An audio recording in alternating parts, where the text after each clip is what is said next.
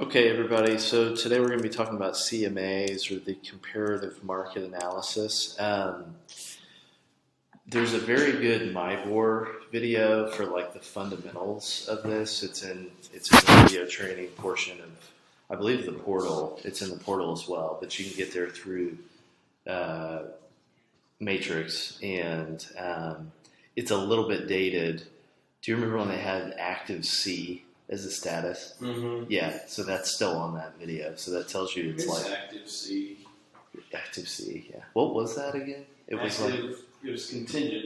They had accepted a contingent. So like offer, basically through appraisal, it was like we didn't move it to pending until after the appraisal was done, basically. No, or if you had inspection. accepted a contingent offer and they hadn't sold their house. That's right. So, anyways, it's clearly dated because that status doesn't even exist anymore. But I would say most of that information on that video is very fundamental and very good. So I think we can maybe go, to a little bit higher level, or at least go to. I'll show what I do, and I'm sure it's very similar to what a lot of people do, but show you what I do just to get to the number as quickly as possible. I feel like in this market, you're only really doing a CMA for an upcoming listing appointment, because the CMA for buyers right now is just add 10% to whatever list price is, and so that's basically your value. So there's not a whole lot of markets going on there, but so if I'm going to market or do a market on something that is fairly, it's in a neighborhood where there are comps within a stone's throw, I'm just going within the neighborhood. I'm not, it would be silly really to look outside of the neighborhood too much, because the appraiser is just going to say, there's 3 comps on this street, so why did you go 3 miles away to this neighborhood just to find a comp? Now, if you're trying to push value, say you have an investor or something, and they're like, we need to hit this number, could you do that and try to get away with it? Yes. Is it going to work every time? No.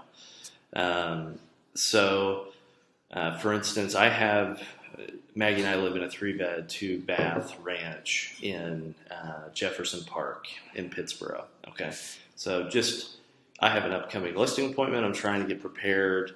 I'm going to go to 3, 2, and then subdivision, and I'm just going straight there. And we've got 3 active, pending, and sold. And so from that, that one pended fast. We can see, roughly what it's worth. Now, here, this is actually a good example. So we have a 3-bed, 2-bath ranch without, it's a 2-car, okay? So this is basically our home minus the 3rd bay there, okay? So what I would do then is go back to 1 level, because you have the occasional 2-story, as you just saw, and then I would go from there. Okay, so we've got an older build here, 2013. Ours was built in 2019, and then we have a 2020 that's very, very similar to ours, with the exception of the 3rd bay. So, so I would say valuation on a garage bay is, $500 to $7,500. Would you agree, Austin, in this price point, $5,000, $7,500? I was thinking possibly 10. Yeah, maybe 10, 5 to 10, somewhere in that range. That's what I've seen appraisals give as far as valuations on 3rd-car garages, or at least adjustments that they've made between a 3rd and a 2-car garage. So then you would say, roughly 230, or somewhere, list 229.9, 230. Okay, that's like the easiest market you could do. Okay. Do you always only go back 6 months? Right now, I try to go like 90 days. But if there's not enough data, then I go 6 months. If there's not there, I'll go 270 and then through 65. So I'm trying to abbreviate that as much as possible. But you do have to go back further to get the amount of data that you need. Now, I would argue. You'll pull that off of 1 or 2 houses, and you'll go into a listing with 1 or 2.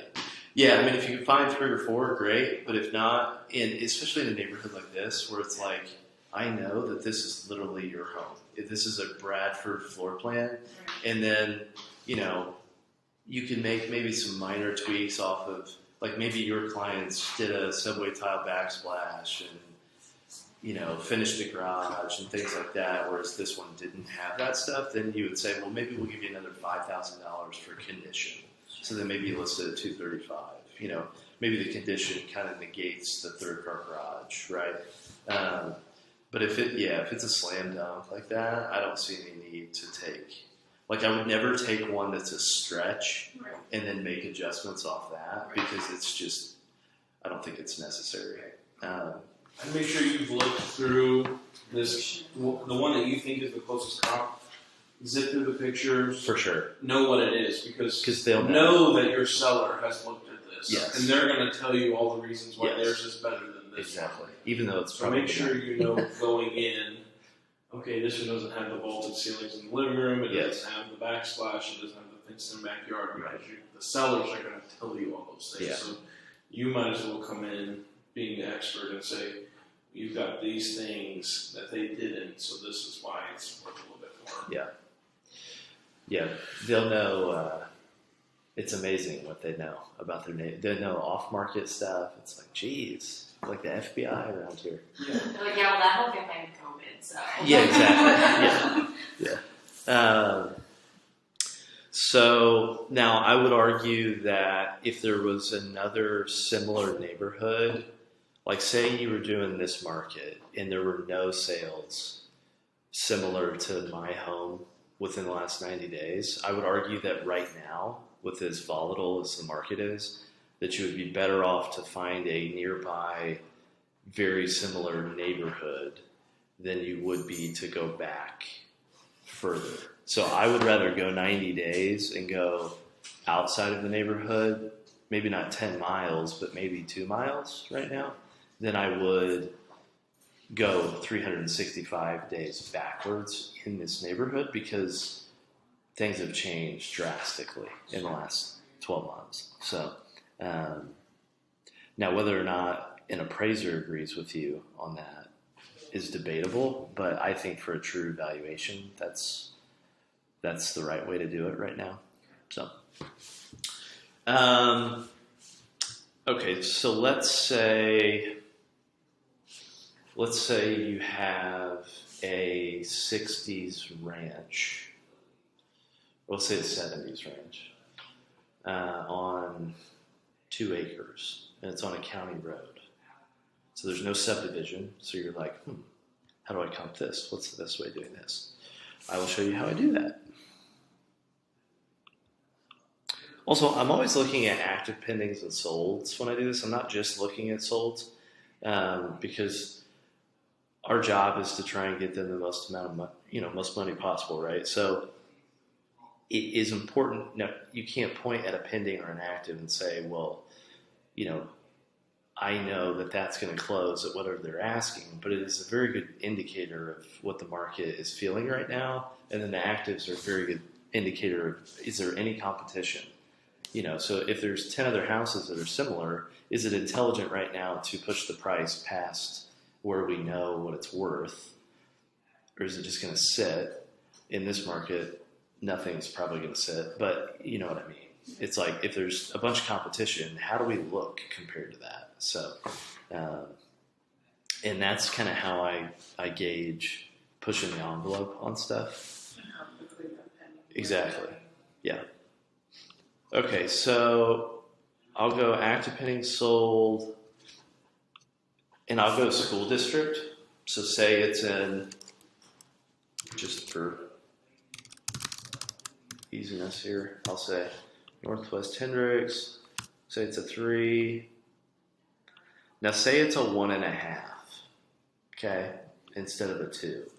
I'll say 2 total baths instead of doing it by fulls. And then say it's on 1 point whatever acres.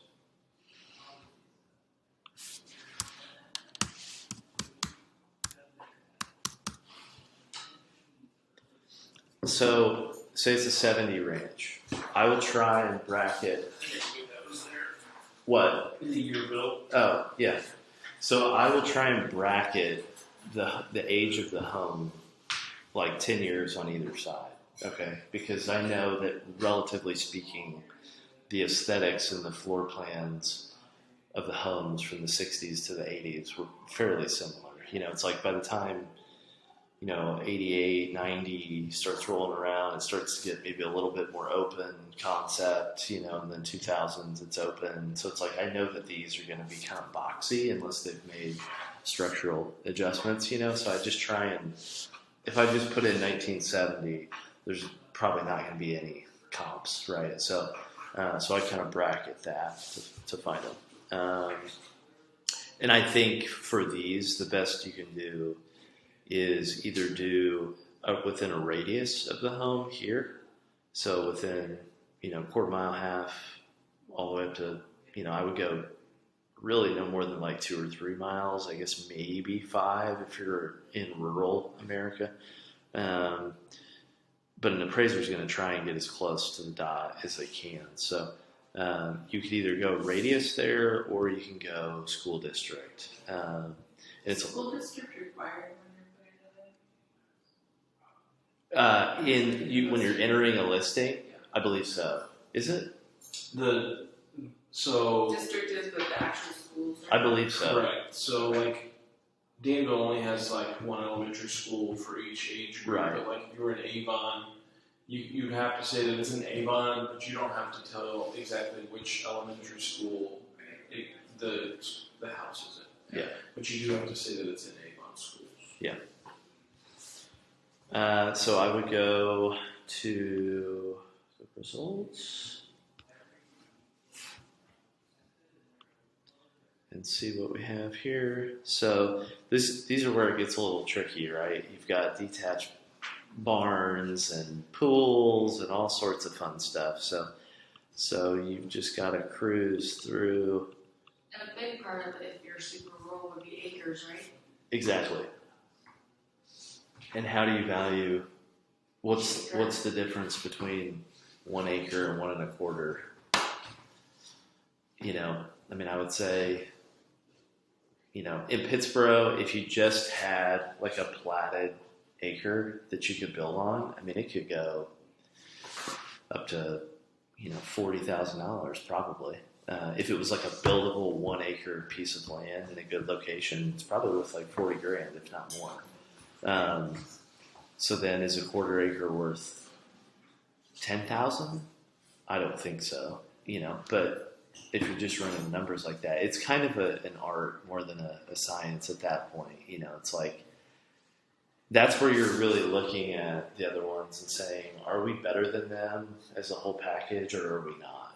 And does it make sense to market this property above where they were if we know that they're better, So, now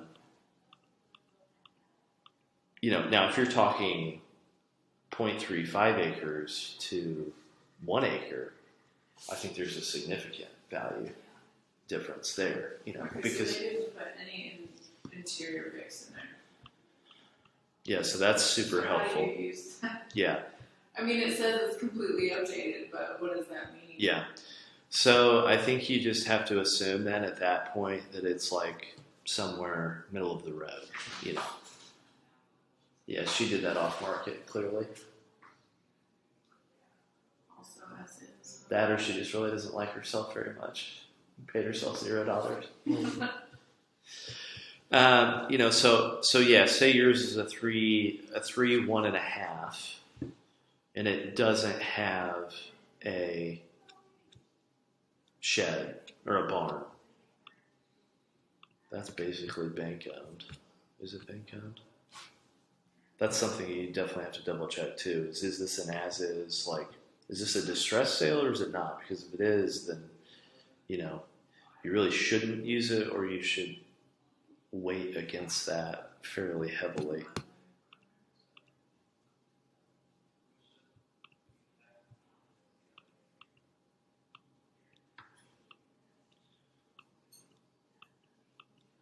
So you didn't do it by square footage at all, this is just what popped up, would you go back and? I would if there was enough, if there's enough to look at, and say mine was like 1,300 feet, and there was like several that were like 2,100 feet, I would rule those out. Yeah, so if, that's a good question. If I can, I'm bracketing everything that I can as much as possible. So if it's Go wide if it's 1,300 feet, I'll go like 11 to 1,500, and just try and get some semblance of a range there.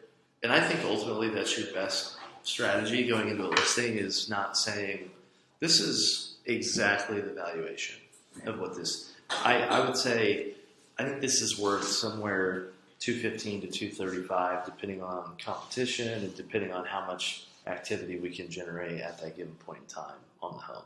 So it's like I think there's a lot of liability when you walk in and you say it's worth exactly 225. It's like I think it can go for 225, but I see it clearly somewhere 215 to 235, right? That's like John told me on one of the first ones I went to. He prints these out and gives them to the potential seller and says, "Here's what homes have sold for. Yeah. Where do you see your home? Yeah. Like, are you better than this home? Yeah. Or are you worse than this home?" That's like basically forcing them. And then they kind of price it number. themselves. Yeah. Yep. That's a good point. Yep. And everyone's like, "Mine's better. Mine's the best." Exactly. Yeah. These are all crap. Yeah. It goes for a million. Yeah. Always on stock. It'll totally sell. Are there any questions as far as like what to adjust for? So I don't ever do like a full market, right? Like you can go into MyBoard, and part of that training video is to do a full market analysis, which is where you're basically doing an appraisal on it, because you're adjusting, all the comps to the subject property, yada, yada, yada. I did that early in my career, and I will never do it again. It's a waste of time, frankly. But there are things, there are, I believe, numbers that you can give to certain things, like a pool, or at least try to give to a pool.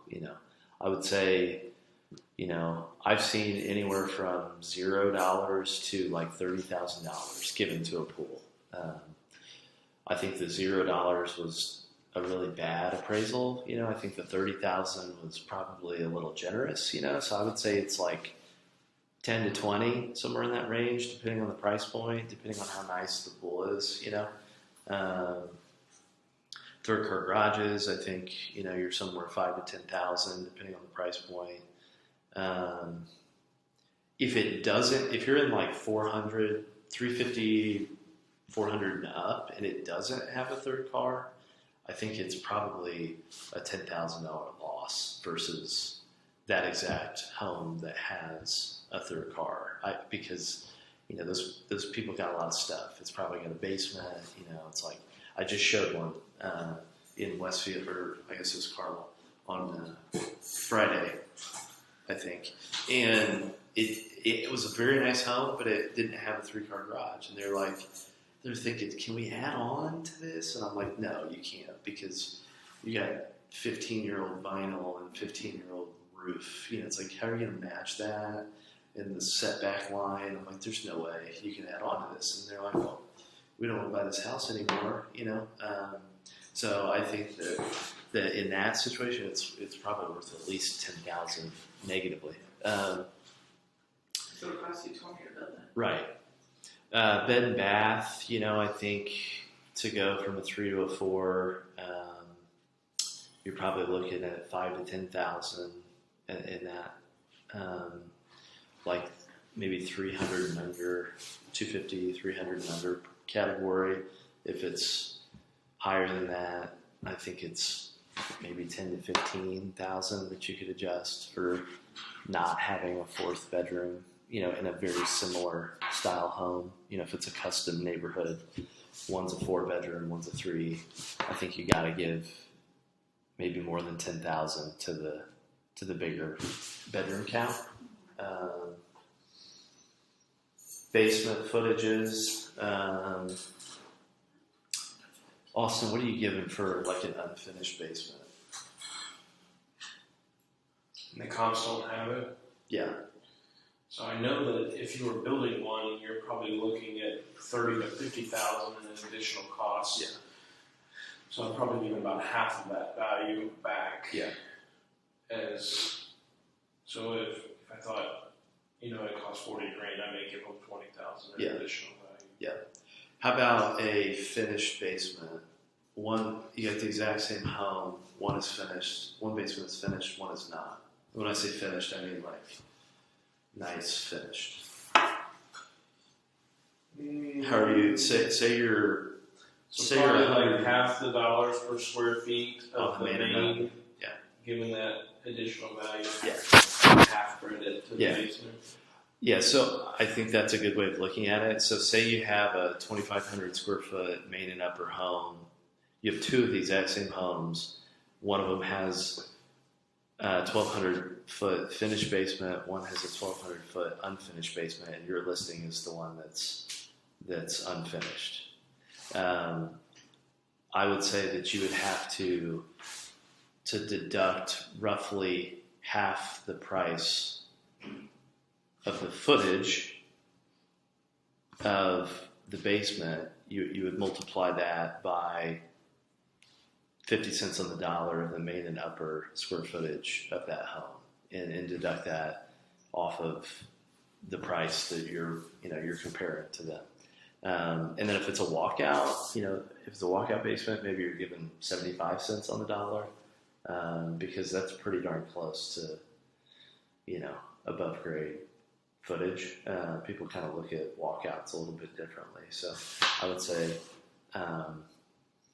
a nice finished basement would be 50 cents on the dollar of the main and upper, and then a nice walkout would maybe be 75 cents. That may be pushing it, but Can you go ahead and select all and show them how to run the CMA?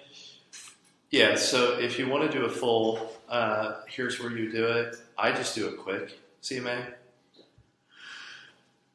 and, have it all set up to where it looks a little bit nicer and have your stuff here. But I'm also, so when I go into listing presentation, I have my my selling guide, listing presentation, and then I have the market analysis as well.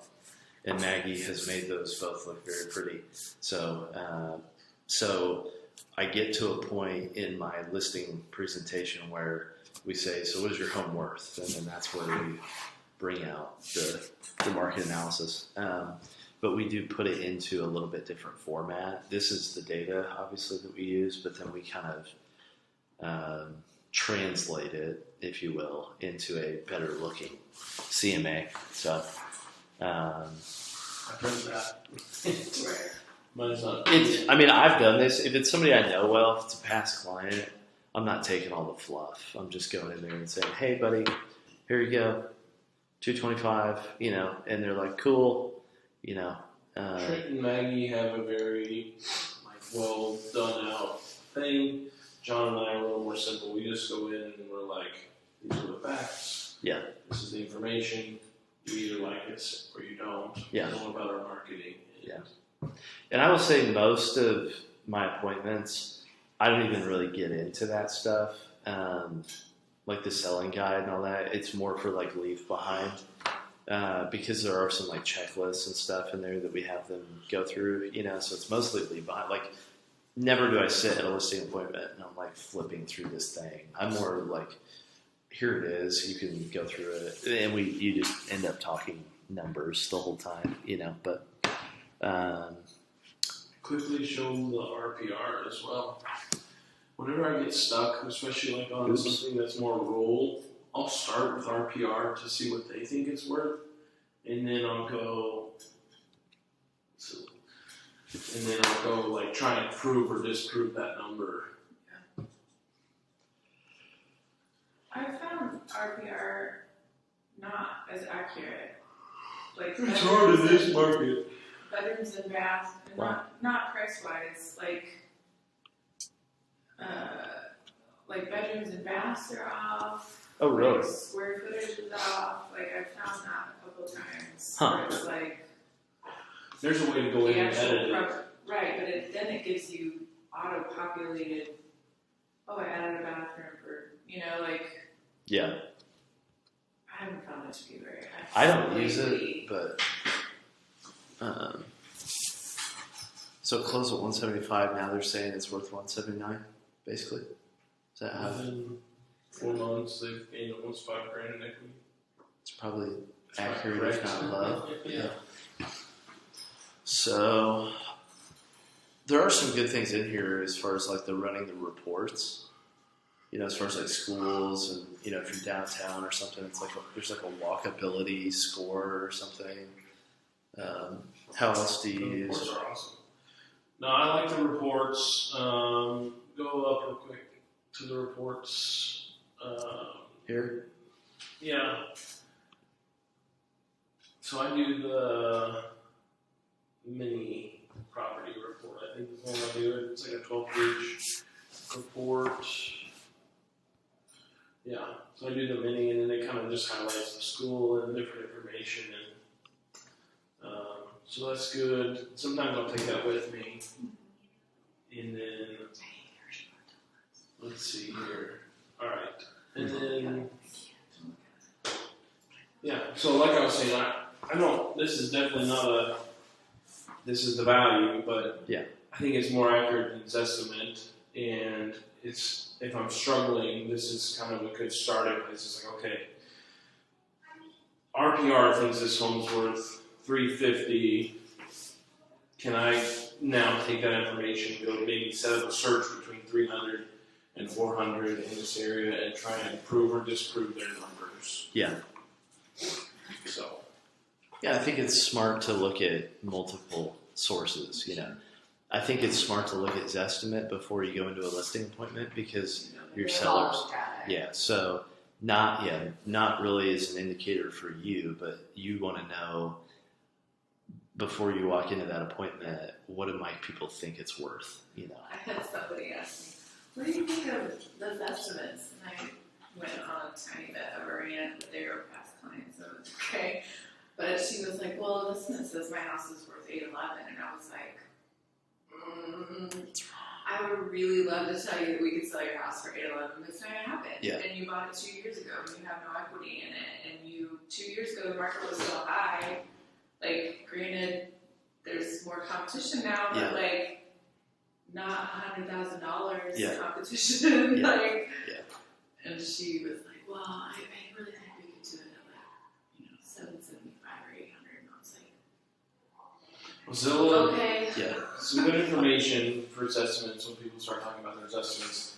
Zillow says right on their website that their estimate could be off to 25% low or 25% high. So they're saying that they're only accurate within 50%, a range of 50%. So it's really. Well, and I kind of told her, I said, they're pulling information. It's like if you get an appraiser who's not from around here and has no idea the value of your neighborhood or what it sells for, you're not going to get a great appraisal. But like someone coming in who's saying, okay, well, you back up to woods or you put in a $30,000 patio and pergola and whatever, like, the Zestimate doesn't know that. They're not walking you through your home when they don't know that information. It's like trying to present value at the same time of saying this is not accurate. They're pulling from new constructions that were built 2 minutes ago as well. You know? Yeah. So and I just had the exact same situation. Yeah. Whereas people, thought their home was,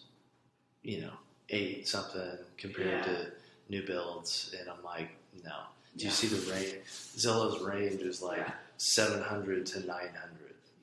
I'm like, that doesn't necessarily mean that you're 8 just because you're in the middle of that. Like you're. Because I have somebody that's like, well, the subdivision next door, because they live in a place that's high build area right now, but he built in 2012, like one of the first subdivisions. And he's like, well, the ones next door, I'm like, it's brand new everything. Like, it's not the same. He's like, what do you mean it's not the same? I'm like, I don't know how to lay it out for you anymore. Like, your house is almost 10 years old. These are brand new. Makes a big difference. She was trying to compare too to Pemberton. This was in Stonegate. She wanted to compare Pemberton and Dysel, which is custom, like estate lots, and this was a Drees home. Nothing against Drees, but it's not a custom built in Pemberton. Right. She said, well, do you think we can compare it? I'm like, no, you live in a neighborhood. That's what's great about comparables in a neighborhood. Sure. But I guess this is a question too. They have a smaller square footage upstairs versus the basement. They have like a 2,000 square foot basement that's like 75% finished, whereas that upstairs is like 1,200.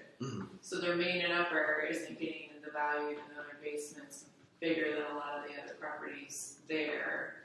How do you balance that if they have this huge finished basement versus other people who are going to have a smaller basement?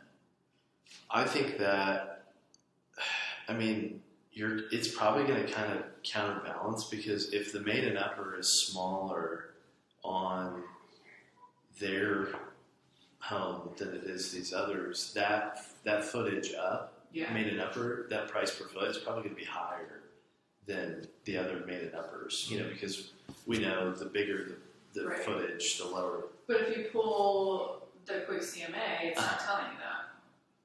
Like, it's telling you all the price per square foot based on the bigger main and uppers. So you're gonna have to manually adjust. Well, then I went in and pulled total square footage instead of main and uppers. Yeah. Because it's like 60-something, 6,000 square foot versus, like, to include that, the price per square foot up. Yeah, and so, that's what I would do. So that's where kind of taking it in another form helps, is because you can kind of make those adjustments and talk through that with them at that point. Say, this is how I got here. But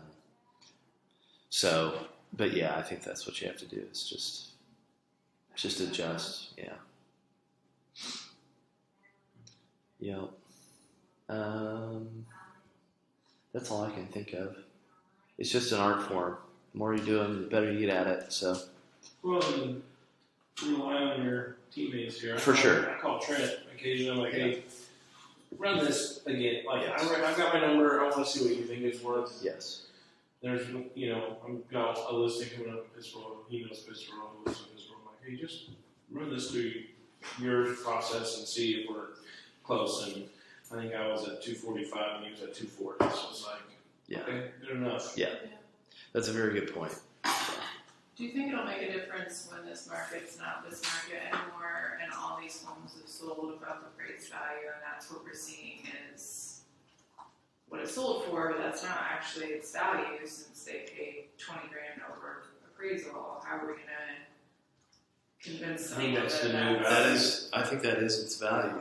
I mean, if it's just like cash, it's like if a home closes in a neighborhood $15,000 above everything else just like it, and it was cash, then I think that's the new best comp. So I think that I don't think we're going to have pull values up, even though we know it's not worth, like in our neighborhoods.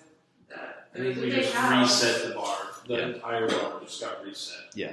Because the house in our neighborhood sold for $440. Prior to that, the highest sale was like $405. There's no way. Like, I know for a fact it did not appraise for that. Yeah. That's the I new just value. don't know how you account for that. There's no Well, the appraisers need to start using that number too. Yeah. But this trend's not going to continue forever. Like, home values are going to stay there. So how do you? I don't know. Yeah, I think it levels out. I don't think it goes down. I really don't. No, just based on supply and demand. I think eventually it's going to crash again. Well, that's but what I think mean. for the next foreseeable future, it's going to. All right, I'm going to end this since we're going. No, but I want to continue this.